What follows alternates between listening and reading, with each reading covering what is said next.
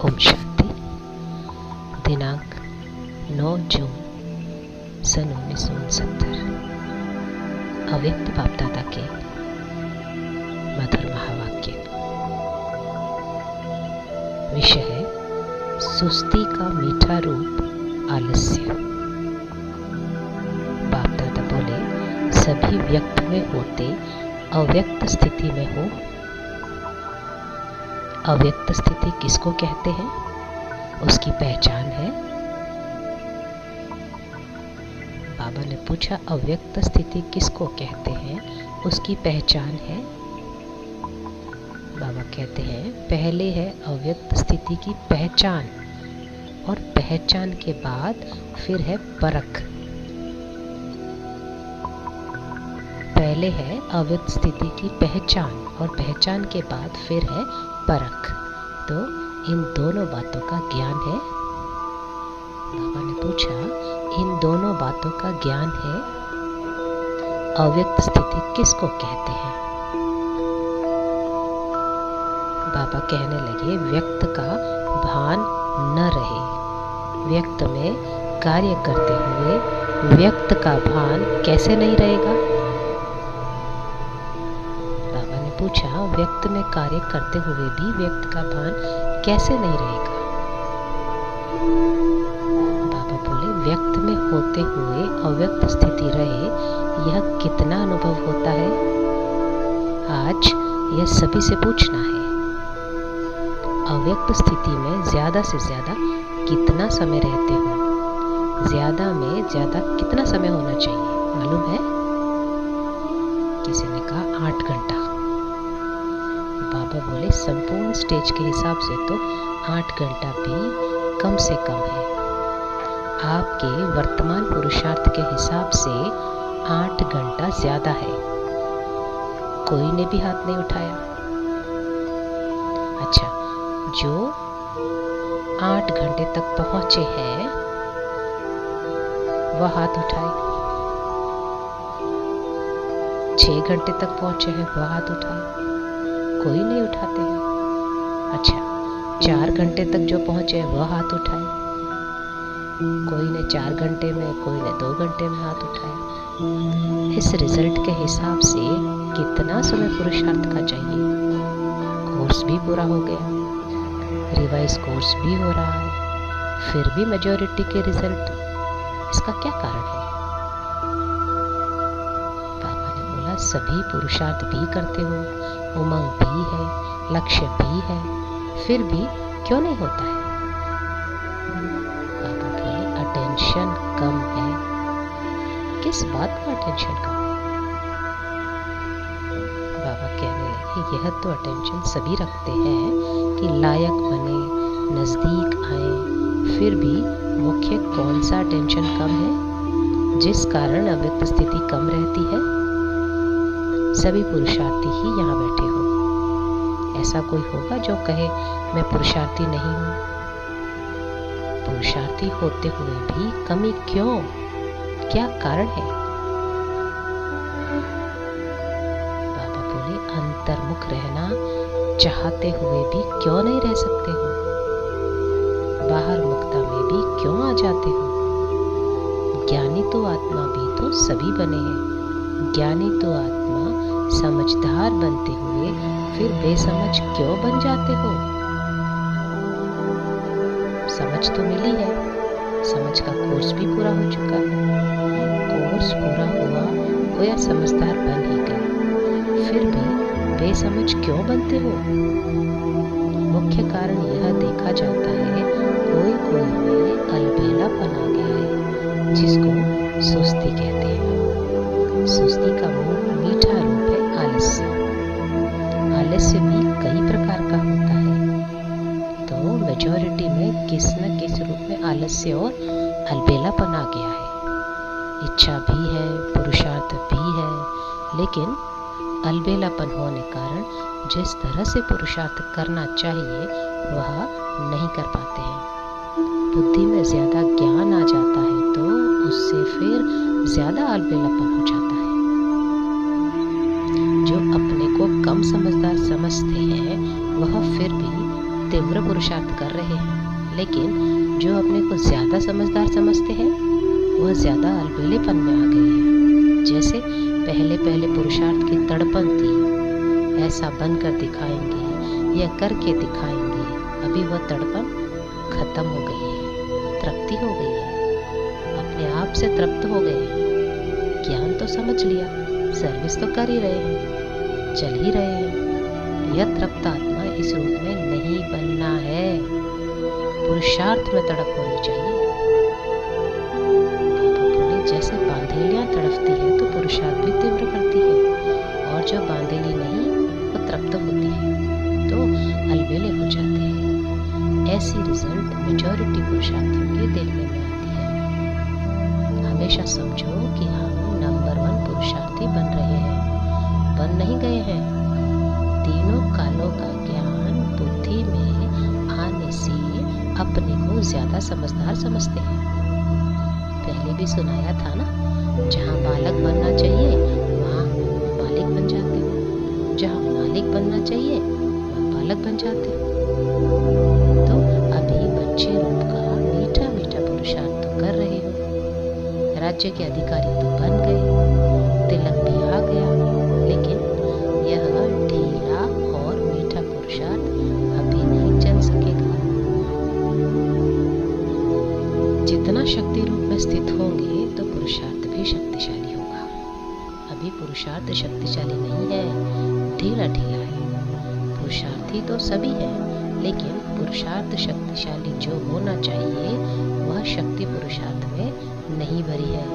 सवेरे उठते ही पुरुषार्थ में शक्ति भरने की कोई ना कोई पॉइंट सामने रखो। अमृत वेले जैसे रोरेयान करते हो, वैसे ही अपने पुरुषार्थ को शक्तिशाली बनाने के लिए भी कोई ना कोई पॉइंट विशेष रूप से बुद्धि में याद रखो। अभी विशेष पुरुषार्थ करने की आवश्यकता है।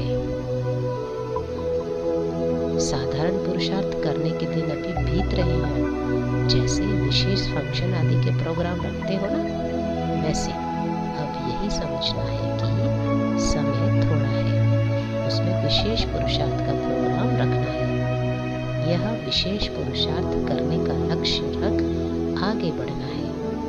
अगर ऐसी ढीली रिजल्ट में रहेंगे तो जो आने वाली परीक्षाएं हैं उनकी रिजल्ट क्या रहेगी? परीक्षाएं कड़ी आने वाली है, उसका सामना करने के लिए पुरुषार्थ भी कड़ा चाहिए। अगर पुरुषार्थ साधारण, परीक्षा कड़ी, तो रिजल्ट क्या होगी? अच्छा, आज तो गोपों से मुलाकात करते हैं। अपने पुरुषार्थ में संतुष्ट हो? चल तो रहे हो, लेकिन कितनी परसेंटेज में? जो समझते हैं हम 75 श्रीमत पर चल रहे हैं वह हाथ उठाए। कईयों ने हाथ भी उठाए। अच्छा, मुख्य श्रीमत क्या है? मुख्य श्रीमत यही है कि ज्यादा से ज्यादा समय याद की यात्रा में रहना, क्योंकि इस याद की यात्रा से ही पवित्रता, दैवी गुण और सर्विस की सफलता भी होगी। जो 75 श्रीमत पर चलते हैं उन्हों का याद का चार्ट कितना है? याद का चार्ट भी 75 होना चाहिए। इसको कहेंगे पूरी पूरी श्रीमत पर चलने वाले। आज खास गोपों को आगे किया है, गोपियों को पीछे मंगाया है, क्योंकि जब भी मिलन की कोई बात होती है तो गोपियां जल्दी आ जाती है। गोप देखते देखते रह जाते हैं। गोपों को जिम्मेवारी भी देनी है, वो तो दी हुई है। जैसे आप लोगों के चित्र में दिखाया है ना कि द्वापर के बाद ताज उतर जाते हैं, तो यह जिम्मेवारी का ताज भी दिया हुआ है। लेकिन कभी कभी जानबूझकर भी उतार देते हैं और माया भी उतार देती है। सतयुग में तो ताज इतना हल्का होता है जो मालूम भी नहीं पड़ता है कि कुछ बोझ सिर पर है। सतयुग की सीन सिनेरिया सामने आती है कि नहीं? बाबा ने पूछा, सतयुग की सीन सिनेरिया सामने आती है कि नहीं? सतयुग के नजारे स्वयं ही सामने आते हैं या लाते हो? जितना जितना आगे बढ़ेंगे तो न चाहते हुए सतयुगी नजारे स्वयं ही सामने आएंगे। लाने की भी जरूरत है। जितना जितना नजदीक होते जाएंगे उतना उतना नजारे भी नजदीक होते जाएंगे। सतयुग में चलना है और खेल पार करना है, यह तो निश्चित है ही।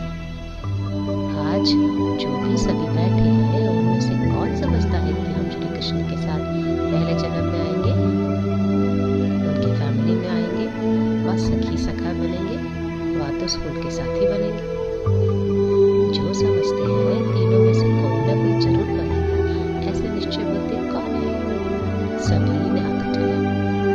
नजदीक आने वालों की संगम में निशानी क्या होगी? यहाँ कौन अपने को नजदीक समझते हैं? यज्ञ सर्विस्वा जो बाप दादा का कार्य है उसमें जो नजदीक होगा वही वहाँ खेल पाल आदि में नजदीक होंगे।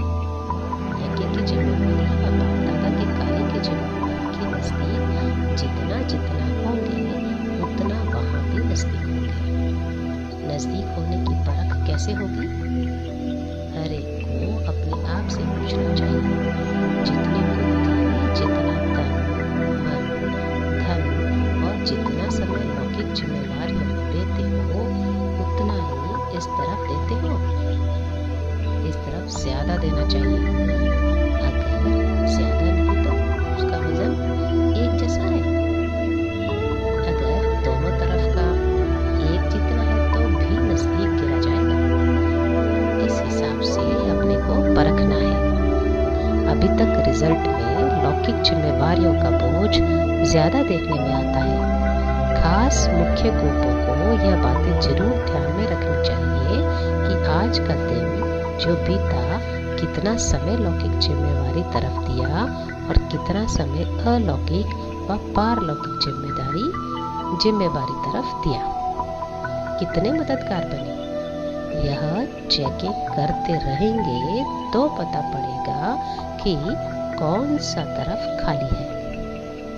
सभी प्रकार की परिस्थितियों में रहते हुए भी कम से कम दोनों तरफ एक जितना जरूर होना चाहिए, कम नहीं। उस तरफ कम हुआ तो हर्जा नहीं, इस तरफ कम नहीं होना चाहिए, तो फिर लौकिक जिम्मेवारी की कमी को भी ठीक कर सकेंगे। परमार्थ से व्यवहार भी सिद्ध हो जाता है। कोई कोई कहते हैं पहले व्यवहार को ठीक कर परमार्थ में लगे, यह ठीक नहीं है। तो यह खास ध्यान में रखना है। खास गोपों में बाप दादा की उम्मीद है जो गोप ही पूरी कर सकते हैं, गोपियों से नहीं हो सकती है। वह कौन सी उम्मीद है? बाबा कहते हैं पांडवों का मुख्य कार्य यही है जो कई प्रकार के लोग और कई प्रकार की परीक्षाएं समय प्रति समय आने वाली भी है और आती भी रहती है।